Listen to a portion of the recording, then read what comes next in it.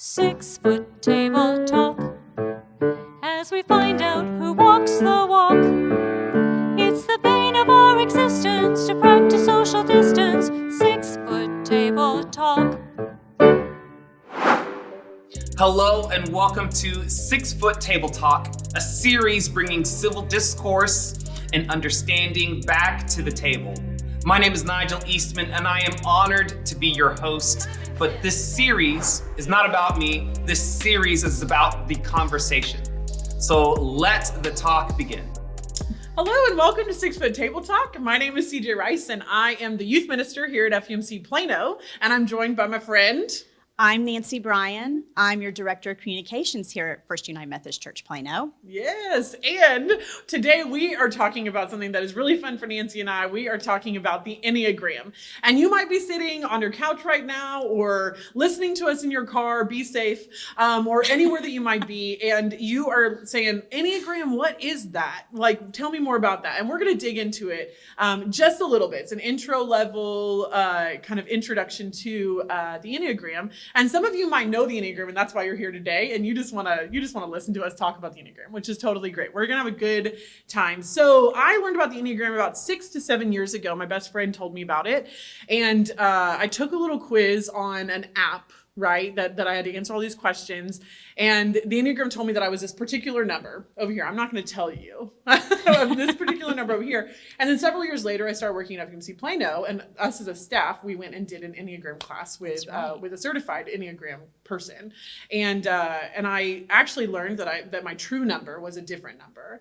The Enneagram has been really, really helpful to me in learning more about myself, being able to figure out why and how I have to do things, how I approach things, how I react to things. Mm-hmm. And the most beautiful part about it is how I'm able to relate to other people, to be able to know what it is like to walk in other people's shoes. The more that I know about other people, the better I can love them. And so that's why I'm sitting here today. I am by no means an expert. I know Nancy is. I'm by no means an expert here, not but so much. That's why I'm here talking about the Enneagram. What about you, Nancy? I first learned about the Enneagram when I was working over at University Park, United Methodist Church, and we were fortunate enough to go to a workshop at the Trinity, Life of the Trinity. Okay. Suzanne Stabile. Yes. She actually headed up a workshop there, and that's when I fell in love with the Enneagram, and I fell in love with her, and that was back in 2011, and I still don't know exactly what I am. I go between two different numbers, and sometimes it's a little frustrating, but the more I learn, the more I know, and I can make a better assessment. So, and I keep learning. I'll probably learn something new today. So hopefully you will too. Yes. But what is the Enneagram? That's a great question. I'm going to tell you. It is a system of personality typing that describes patterns and how people interpret the world and manage their emotions. The Enneagram comes from the Greek ennea, which means 9, and gramma, which means something that is drawn or written. The Enneagram describes 9 different personality types, and we're going to be telling you all about those, and maps each of those types on a 9-pointed diagram, which helps to illustrate how these types relate to one another. They're also divided into triads, which we're going to be talking about that too. So, CJ, why don't you tell us a little bit about the spiritual formation and how spiritual formation relates to the Enneagram? Yeah, absolutely. So the Enneagram has been around for a really long time. I mean, it has been a personality test that has been studied for many, many years, like over 100 years, right? And just in these last several decades, it has kind of made its way into Christian culture. Nancy mentioned Suzanne Stabile, and that is the person that I've really started to gain some of this, like how is our spiritual life and our relationship with Jesus connected to the Enneagram? how can those help each other? That, yeah. And one of the most beautiful things that she says, and people who study from her, is that we have these 9 numbers that represent just like all different kinds of humanity, right? Like all different kinds of people. And in our in our understanding of Jesus's ministry, as we see Jesus walk through the Gospels, right, and through his life, that we see Jesus act out all 9 of those numbers, so that we see a little bit of Jesus in every single one, which I think is really beautiful for us to know, right? Yes. As we walk through it. And so as you're on this journey, and everybody calls the Enneagram a journey, right? Because like Nancy said, like you said earlier, like it's going to take a while, right? So as we're on this journey, there are a couple things I want you to keep in mind as we figure out what this looks like, right? And so we don't want to be jumping to conclusions. So if you hear something today and you've never heard of the Enneagram before, don't decide today what your number is. Go dig deeper. Don't just jump to conclusions. There are multiple shades of every number, of every type, right? So if we say that 9s are red, there is going to be like a Christmas red. There's going to be a fire engine red. There's going to be a maroon, and there's going to be an Arkansas red. There's going to be an Oklahoma red, right? There's all the different reds that we're going to have. And so not every 9 is going to look the same, which is another reason we don't jump to conclusions. Another big thing is to be patient. Along with any journey that we have in front of us, you have to be patient as you walk through this. It might take you months or even years to figure out what your number is. Something super important. Please, please, please, please, please be compassionate to yourself and be compassionate to those that are around us, always during this process. And the fun one at the end is that we have to have a sense of humor about who we are, why we are, why God made us. There's some humor in all of that, right? So we have to be able to do that. Nancy mentioned something about triads a little bit ago. In the definition of Enneagram. And so we're going to dig just like a little bit into the triads. So there are 9 numbers and they're split into triads of 3, right? So I'm going to talk about the very first triad, which is the gut triad. So the gut triad is a very instinctual triad with access to anger, aggression, and repression. Enneagram types 8, 9, and 1 are a part of this triad, and their key focus needs to be on bringing awareness to this anger and how they personally manage it when in reaction mode. Each of these 3 types will experience and express anger in a unique way. While 8s embrace their anger and love debate, 9s have a hard time conceptualizing their personal convictions, and then our 1s struggle with the idea that perfection equates to love. Very good. I'm going to tell you a little bit about the Heart Triad. That's the kind of the feeling triad. The types in this triad are the 2, 3s, and 4s. They focus on their own value and identity. Their concern is their own image on how other people see them, which can create problems associated with their identities. The types in the Heart Triad can experience a more chronic sense of shame, like the gut is anger, Heart Triad is shame, which expresses in their behavior of their own right to be without having to do anything else to prove it. Each type will channel it differently as part of the expression of their type.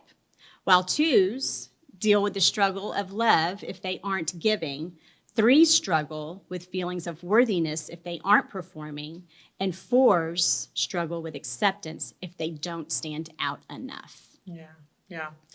And our last one, we have 3 more numbers. It's 5, 6, and 7. They make up the head triad. And each of these types focuses on issues around anxieties and insecurities. This triad is also known as a fear triad. So we've got our anger, we've got shame, and now we have fear. They have more difficulty making decisions and making plans for their future. The head triad tends to focus on a unique aspect of a worst case scenario, right? That's always right in front of them, which in turn can really develop their creativity. So some might think that's a really negative thing, worst case scenario, but like it really can be this beautiful, like creative space of being prepared for what is in front of us. So we have our 5s who hoard information as a means to understand their environment around them so that they can prep for unknown futures. We have our 6s who seem to be more of the skeptics due to their natural way of questioning everything around them.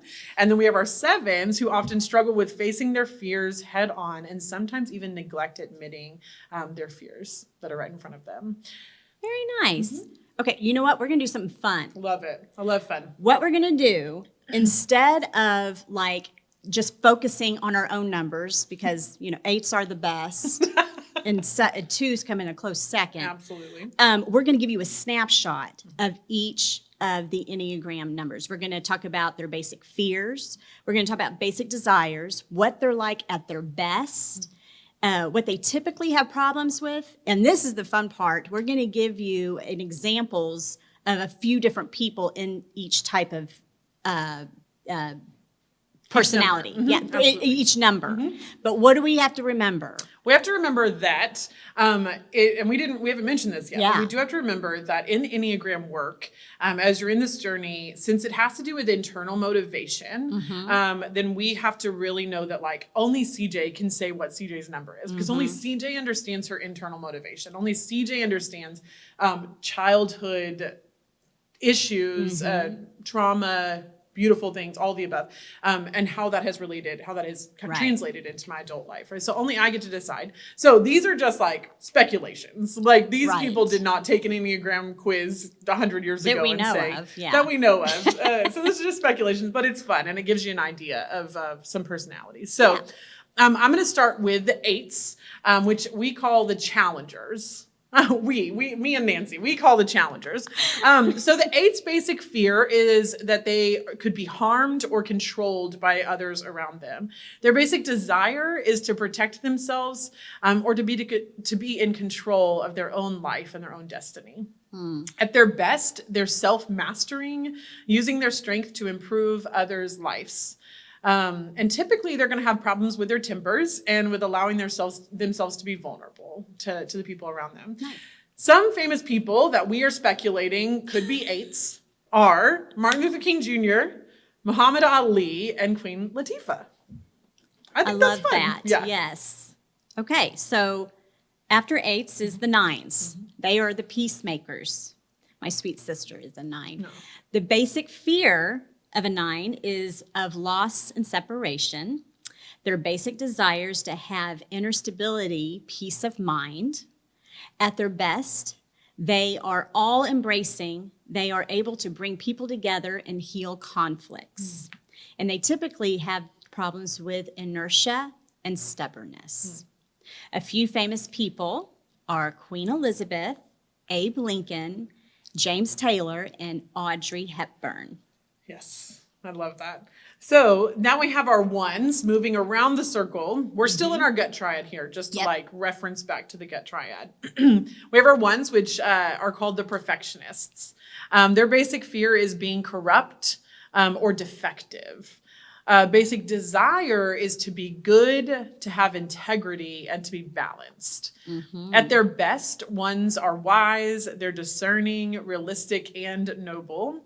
But they can typically have problems with resentment and with patience. A few famous people, we got Joan of Arc, Pope John Paul II, George Harrison, and Meryl Streep. Nice. Okay, so the 2s, we're getting into the Heart Triad, feeling triad. The 2s are called the helpers. Their basic fear is being unwanted, unworthy of being loved. Their basic desire is to feel loved. And at their best, they're unselfish and altruistic. They have an unconditional love for others. And they typically have problems with possessiveness and acknowledging their own needs. Famous people include Eleanor Roosevelt, John Denver, Elizabeth Taylor, and Desmond Tutu. Awesome. All right, moving along, we've got our 3s, which are called the performers. Their basic fear is being worthless. Their basic desire is to feel valuable and worthwhile. At their best, they're self-accepting and authentic. But they can typically have problems with workaholism or a competitive nature. And so some famous people that could be 3s are Prince William, Arnold Schwarzenegger, Elvis Presley, and Madonna. All of those are performers. All performers, absolutely. So the last in the Heart Triad is 4s. They're called the romantic, or some other people call them the individualist. Their basic fear is that they have no identity or personal significance. Their basic desire is to find themselves and their significance, to create their own identity and be like no one else. At their best, they are inspired and highly creative. They are able to renew themselves and transform their experiences. And they typically have problems with melancholy, self-indulgence, and self-pity. Some people that might be fours are Jackie Kennedy, Jackie Onassis, Hank Williams, Amy Winehouse, Prince, and Winona Ryder. Nice. All right, so we're moving into our last triad, that head triad, right? The thinkers here. The first one of that triad is the fives, which are called the investigators. Their basic fear is being useless, helpless, or incapable. Their basic desire is to be capable and to be competent. At their best, they are visionary pioneers, often ahead of their time and able to see the world in an entirely new way. They can have problems with nihilism and isolation. So a few famous people that could be nines are Tim Burton, Vincent van Gogh, and Emily Dickinson. Very good. Yeah. The sixes, the loyalist, is the second in that head triad. And a good thing to know about sixes is it 60% of Americans? Yeah, 65, I think, something like that. Are loyalists. Their basic fear is being without support and guidance. Their basic desire is to have security and support. At their best, they're internally stable and self-reliant, courageously championing themselves and others, but they typically have problems with self-doubt and suspicion. A few famous people that we think might be sixes are Bono, Sarah Jessica Parker, Tom Hanks, and this is the funny one, Seinfeld's George Costanza. Yes. He is totally a six. Totally a six, absolutely. Okay, so our last and not least number on the Enneagram and in our head triad is the seven, which are called the enthusiasts. Their basic fear is of being deprived and in pain. Their basic desire is to be satisfied and content and to have all of their needs fulfilled. At their best, they focus their talents and worthwhile goals, becoming appreciative, joyous, and satisfied. Typically, they could have problems with impatience and impulsiveness. And some of our famous people that could be sevens are Thomas Jefferson, John F. Kennedy, Miley Cyrus, and Bette Midler. Everybody wants to have a seven in their life. 100%. 100%. Everyone's a seven. They're the life of the party. Right. So Exactly. everybody wants a seven in their life. So that's a really basic overview of the Enneagram personalities, right? And so we are going to be linking below or above. I'm not really sure where it's going to be. We're going to be linking some songs. There is a one-man band called Sleeping at Last, and he wrote a song for every Enneagram number. Beautiful. And just really put some thought into all of that fits truly, not just in words, but in musicality and everything, fits each Enneagram number so beautifully. And so we want you to listen to those as you dig into this journey, if you're wanting to dig into the journey. And then we're also going to link some really helpful Enneagram places that have more information so that you can dig deeper, because we have just given you a really surface level understanding of the Enneagram numbers. But we really, really hope and invite you to dig into this a little bit. To help you understand yourself better, help you understand others better, and how we can sit across tables from each other, love one another, listen to each other, hear each other in this world that we're living in. Wonderful. Yeah. Thanks for coming. 6 Foot Table Talk.